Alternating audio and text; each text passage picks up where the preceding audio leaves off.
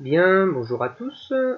Cette vidéo s'adresse aux élèves de 4e 3 et 4e 5 et elle consiste dans la correction de la fiche que vous avez là en ce moment même sous les yeux, que je vais vous agrandir. Voilà, c'est celle-là.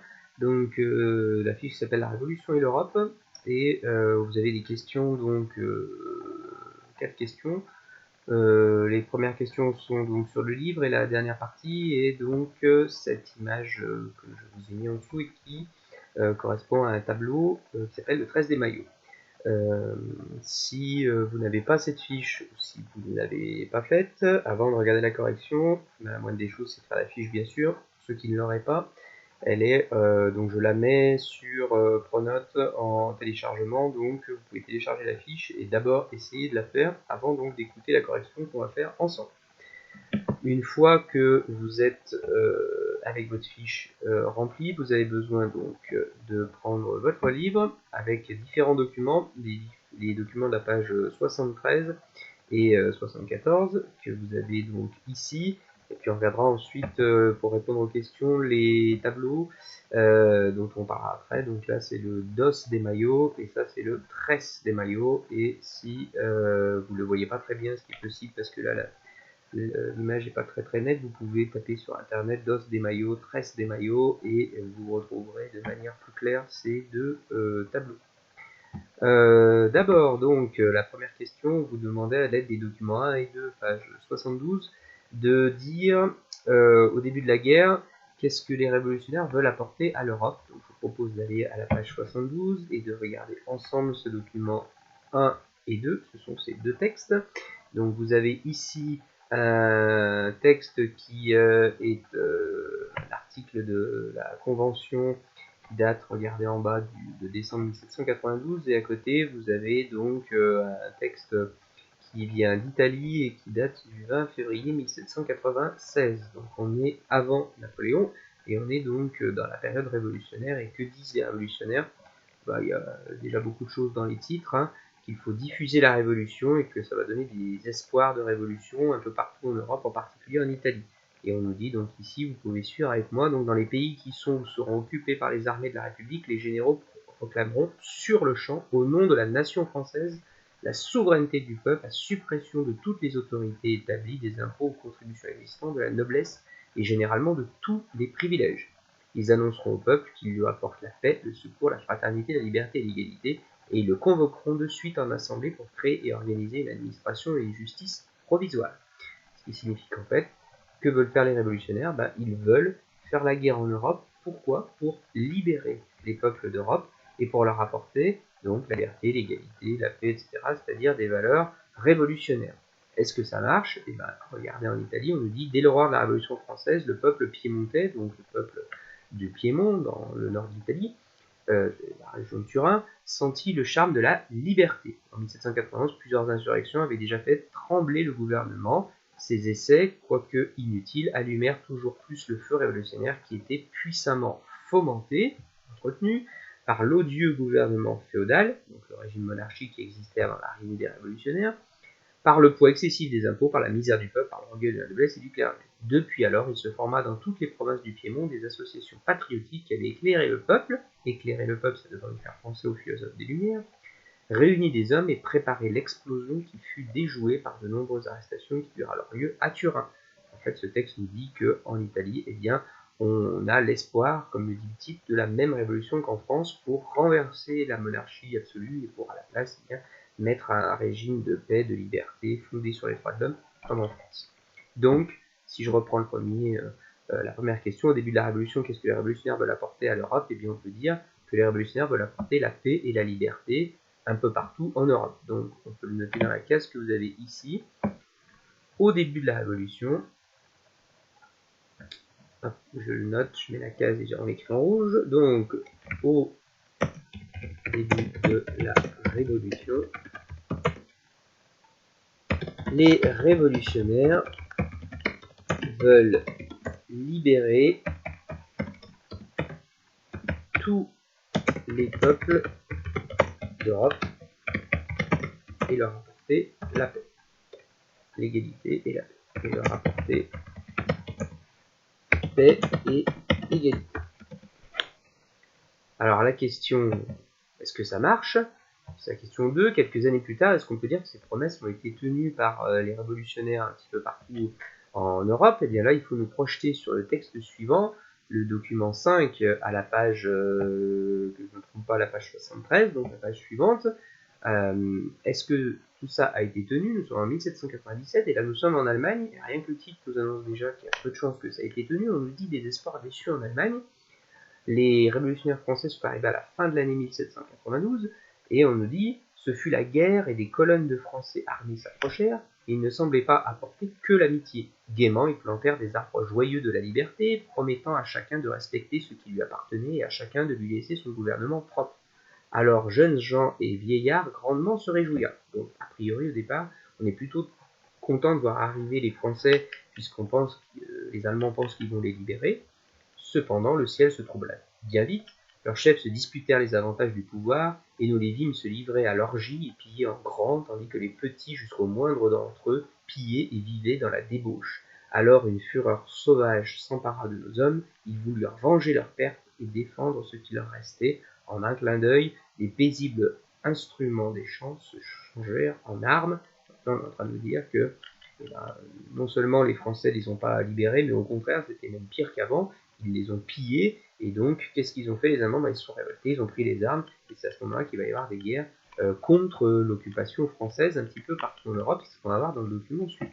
Donc on peut mettre, quelques années plus tard, peut-on dire qu'ils ont tenu leurs promesses? La réponse est donc non. Ils n'ont pas tenu leurs promesses, au contraire, c'est pire qu'avant. Ils ont exploité ces pays-là. Donc, non, les promesses ne sont pas tenues. Les Français ne libèrent pas les peuples,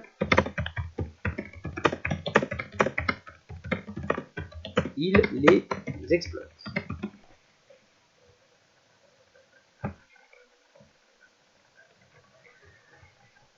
Et ensuite, on est dit de prendre le livre à la page 61, et donc au moment où Napoléon est en train de dominer l'Europe, quels sont les pays sous la domination française? Si vous prenez cette carte-là et que vous regardez, de mettre ça, je vais prendre cette page. Donc si vous prenez la page 61, vous verrez que l'immense partie, quasiment toute l'Europe, pratiquement tous les pays d'Europe sont sous la domination napoléonienne. Donc on avait vu qu'il y a beaucoup de pays qui sont dans lesquels Napoléon met ses frères, ses sœurs, etc. sur les différents trônes des pays d'Europe. Donc presque toute l'Europe est sous la domination de Napoléon. Bon, il y a très peu de pays qui résistent. Les principaux pays qui ne sont pas dominés par Napoléon. Donc il y a soit les pays qui sont dans l'empire de Napoléon, soit des pays qui sont alliés, soit des pays qui sont sous domination française. Donc à part l'Angleterre, l'Angleterre est le seul gros pays d'Europe qui n'est pas sous la domination de l'empire napoléonien.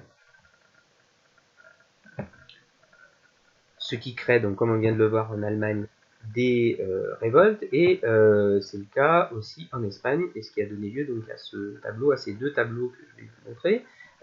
D'abord, donc, dans quel pays ça se passe? Bon, je viens de le dire, on est en Espagne.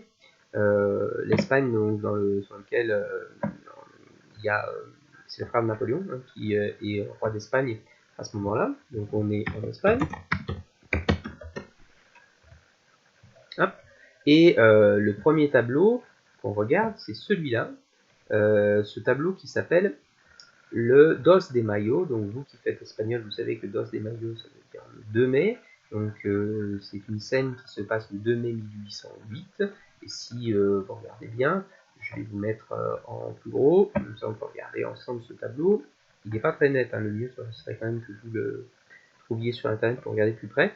Vous avez des hommes qui sont en fait des soldats turcs qu'on voit sur les chevaux et qui sont en train de se faire attaquer. On les voit, les gens qui sont debout, qui sont en train de se faire attaquer par des Espagnols qui sont en train de tuer les chevaux, tuer également ces soldats-là. Alors qu'est-ce qu'ils font ces Turcs? Les Turcs, ce sont des soldats qui sont au service de Napoléon et au service de son frère donc, en Espagne. Et comme les Espagnols en ont marre de la domination de Napoléon en Espagne, eh bien, ils se révoltent le 2 mai 1808 et ils vont tuer les gardes de Napoléon. Réponse de Napoléon, c'est le deuxième tableau, celui qui nous intéresse, celui-là. Le lendemain, le 13 des Maillots, le 3 mai, eh bien, Napoléon décide de faire tuer, exécuter les meneurs de la révolte de la veille. Et donc, ça a donné lieu à ce tableau, un tableau très célèbre, qui est donc peint par un grand peintre espagnol qui s'appelle Francisco Goya, et qui est très célèbre. Pourquoi? Parce qu'il y a beaucoup de choses à voir sur ce tableau. La première, c'est de voir ici sur la droite les personnages que vous avez ici, ce sont les soldats de Napoléon, qui sont en train de viser en face qui, eh bien, ce sont les révoltés espagnols donc, qui se font tuer. Et on voit déjà des hommes à terre avec le sang qui coule. Donc on a cette vision assez d'horreur. Alors c'est un tableau peint par un espagnol, donc il est évidemment, il se met du côté des victimes, hein, qui nous font pitié, on a de la peine pour eux, alors qu'en face, qu'est-ce qu'on a? On a des sortes de robots, de machines, ces soldats dont on voit même pas le visage et qui tirent sans aucune distinction et sans aucune pitié. Là, derrière, au fond, on a la ville de Madrid, donc on voit qu'on est dans la banlieue de Madrid. Si vous regardez bien, vous avez ici une lanterne posée au sol qui éclaire les personnages de gauche, donc pour nous dire que la lumière est de ce côté, eux, les soldats de Napoléon, c'est dans l'ombre, hein. Donc il y a les méchants à droite et les gentils à gauche, et on a des personnages ici qui pleurent, qui se prennent la tête dans les mains, donc vraiment on a de la pitié pour eux, on a des personnages qui sont morts, on a toutes les couches sociales, plutôt des personnages ici qui sont pas très bien habillés, on voit le personnage du milieu, donc plutôt pauvre, là on a un personnage qui est un peu mieux habillé, donc on a plutôt des bourgeois, donc on peut imaginer qu'il y a eu un lien dans la population, toute la population s'est révoltée, donc c'est aussi un fondement de la nation espagnole, ça c'est toute la nation espagnole contre Napoléon. On a également ici un prêtre, un moine qui est à genoux, c'est-à-dire qu'on ne fait pas de distinction, on tue tout le monde, même les hommes d'église, et le personnage principal de ce tableau, évidemment c'est ce personnage ici au milieu qui est habillé tout en blanc et la lumière l'éclaire encore plus. Ce personnage-là, c'est une allégorie, hein, c'est une personne, c'est ce qu'on a, c'est une idée personnifiée, si vous voulez.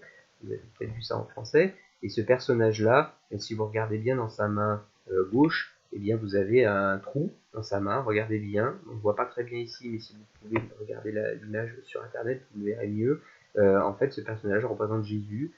C'est pas Jésus, bien sûr, mais il représente Jésus. Il a les stigmates du Christ. Il est habillé en blanc. Il a les bras en croix. Et donc l'idée, c'est de nous montrer que c'est un martyr. C'est quelqu'un qui se sacrifie et qu'on tue finalement sans raison, comme on a pu tuer Jésus sans raison. C'est celui qui s'est révolté, c'est le sauveur du peuple.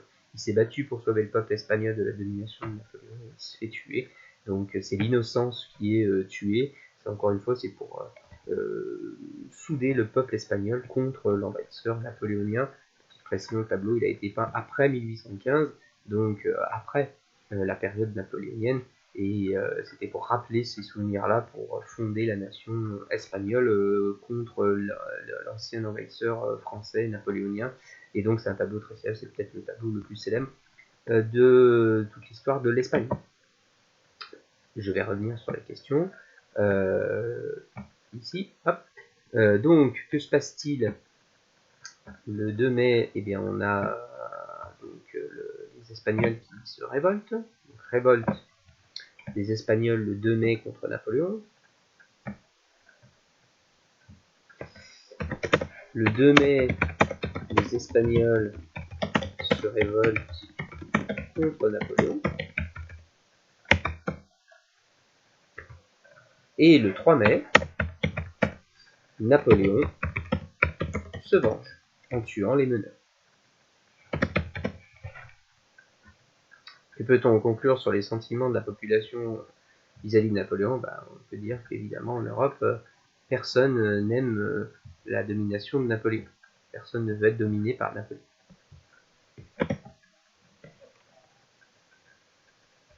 Les Européens ne supportent plus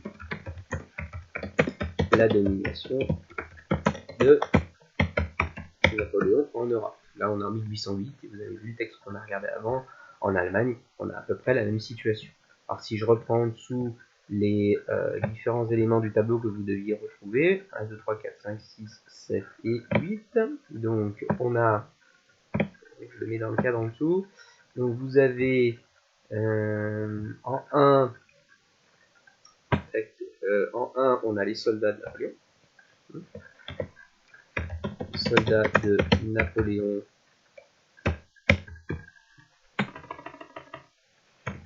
En 1. En 2, vous avez Madrid, la ville de Madrid qu'on voit au fond. En 3, vous avez un moine qui est en train de prier la tête baissée. Attendez que je ne trompe pas, puisque qu'est-ce qui est indiqué en 4? Non, le 4, c'est... Non, oui, d'accord, okay. Le 3, c'est le moine, et en 4, c'est le peuple qui va se faire... qui est en train de se faire... les hommes qui sont en train de se faire fusiller. Hein. Voilà. Et de l'autre côté, donc 5, 6, 7, 8. Pareil. Donc...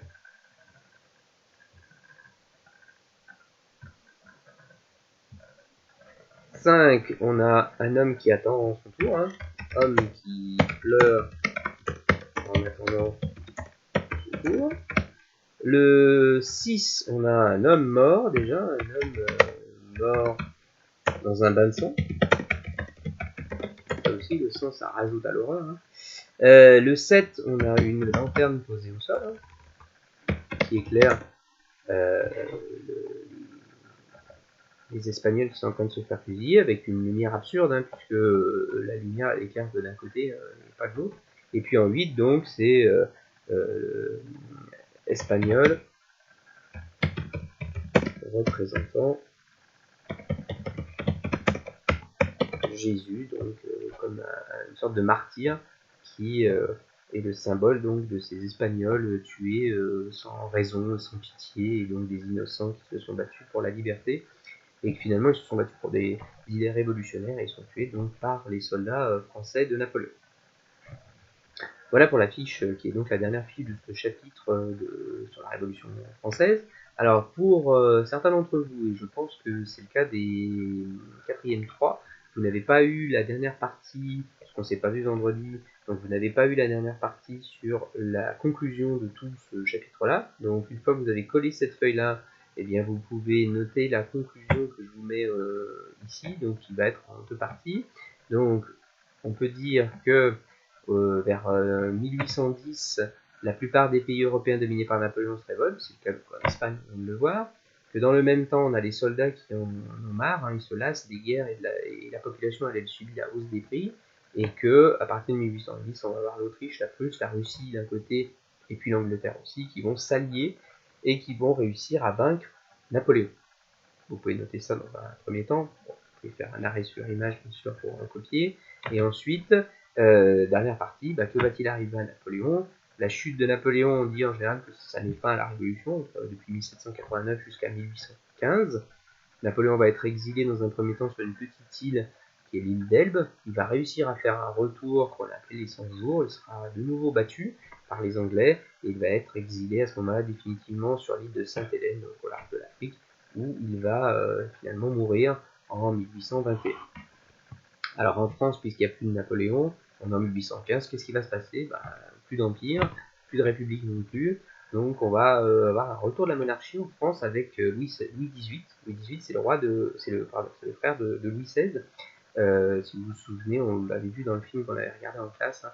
Louis XVIII, il avait réussi à s'enfuir, et donc il n'a pas été exécuté en même temps que son frère Louis XVI.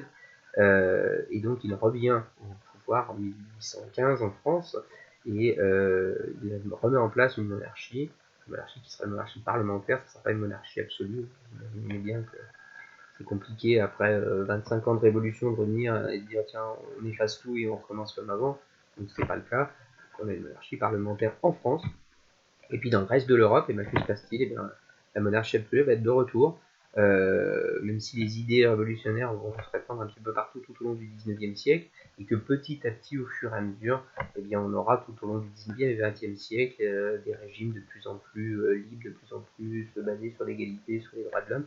Ça se fera petit à petit, et ça sera, si on a le temps, les derniers chapitres qui sont prévus dans la fin de l'année, tout au long du 19e siècle. Que se passe-t-il dans le 19e siècle en Europe?